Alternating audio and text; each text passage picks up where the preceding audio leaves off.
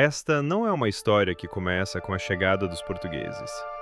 Esta é a história de uma floresta que foi criada.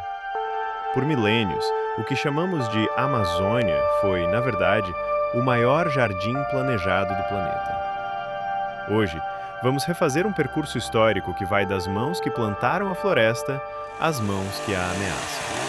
Uma jornada da floresta plantada à floresta ameaçada. A ciência contemporânea, especialmente a arqueologia, nos provou. A Amazônia é um arquivo vivo. São as biodigitais humanas impressas na paisagem. Falamos de sociedades complexas que ocuparam a região há pelo menos 11 mil anos. Elas não só viveram na floresta, elas a modelaram.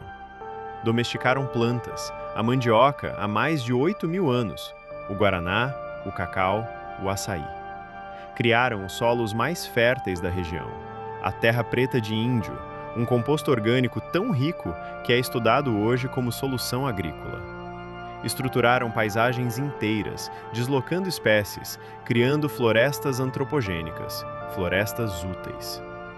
Esta foi a primeira grande verdade apagada. A Amazônia não era um vazio. Era uma teia de territórios manejados, um corpo-território para centenas de povos, cada um com sua língua, sua ontologia, sua forma de ver o mundo. A floresta era o povo, e o povo era a floresta. Então, chega o projeto colonial, e ele não entende essa complexidade. Para o colonizador, aquela não era uma paisagem cultural, era uma terra nullius, uma terra de ninguém. A primeira violência foi ontológica. Negar que aquelas pessoas tinham uma relação legítima com a terra. Eles foram tratados como folhas em branco a serem preenchidas com a cultura europeia. Surge o primeiro ciclo extrativista em larga escala, o ciclo da borracha. A floresta passa a ser vista por uma única lente, o valor de mercado de um de seus produtos. Cidades como Manaus e Belém explodem, mas a riqueza é concentrada e fugaz. A borracha sangra a floresta e as pessoas.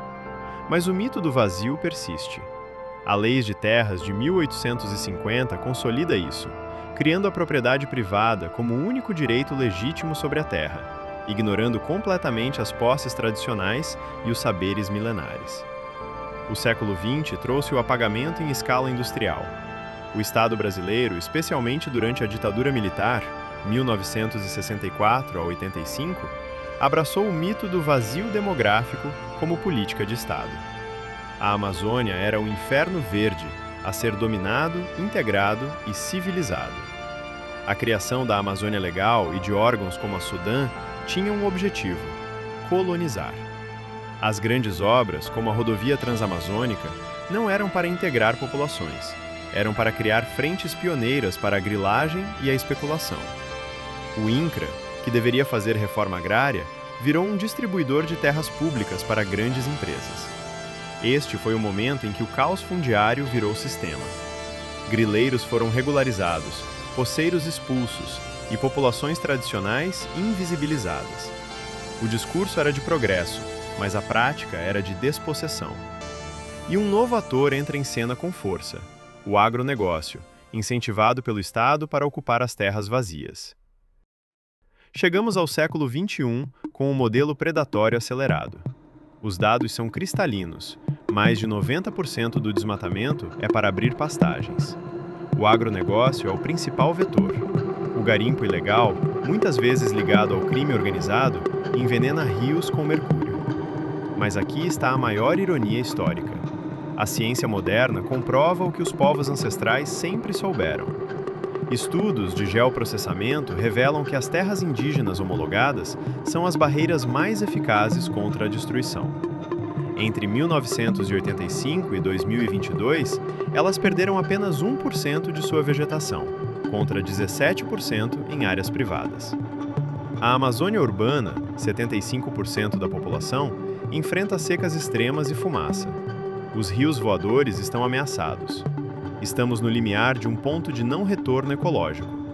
Mas também é o século das grandes resistências.